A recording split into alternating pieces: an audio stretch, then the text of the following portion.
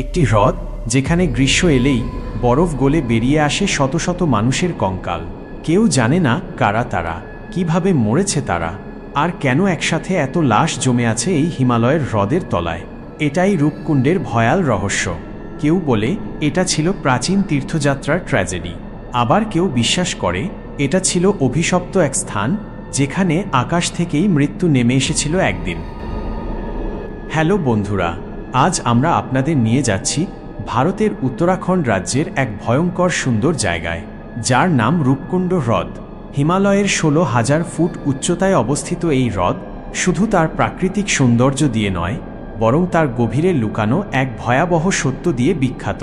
1942 সালে এক British forest officer প্রথম এই হ্রদের আশেপাশে অসংখ্য মানুষের কঙ্কাল পড়ে থাকতে দেখেন। প্রথমে ভেবেছিলেন হয়তো কোনো যুদ্ধ হয়েছিল কিংবা কেউ গোপনে গণহত্যা চালিয়েছিল, কিন্তু বিষয়টা এতটাই অস্বাভাবিক ছিল যে অনুসন্ধান শুরু হয়। পরীক্ষা নিরীক্ষা করে দেখা যায় এই কঙ্কালগুলো বহু প্রাচীন, প্রায় 1200 বছরের পুরনো। তারা সবাই ছিলেন না সৈনিক বা যোদ্ধা, তারা ছিলেন সাধারণ মানুষ, নারী, পুরুষ, এমনকি তরুণ তরুণীও। ডিএনএ রিপোর্টের ভয়ানক সত্য, ডিএনএ টেস্টে পাওয়া যায় তাদের মধ্যে এক দল ছিল দক্ষিণ এশিয়ান, আর এক দল দূর গ্রিস বা ভূমধ্যসাগরীয় অঞ্চল থেকে আগত।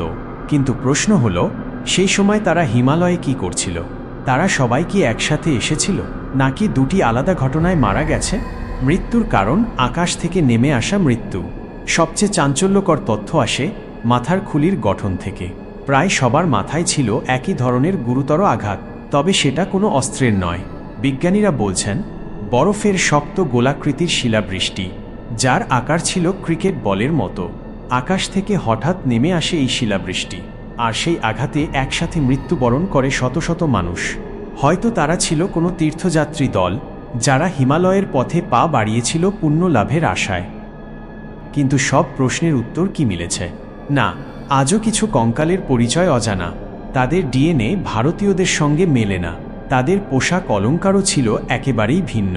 তাহলে তারা কারা? কেউ বলেন এই জায়গাটি ছিল অভিশপ্ত।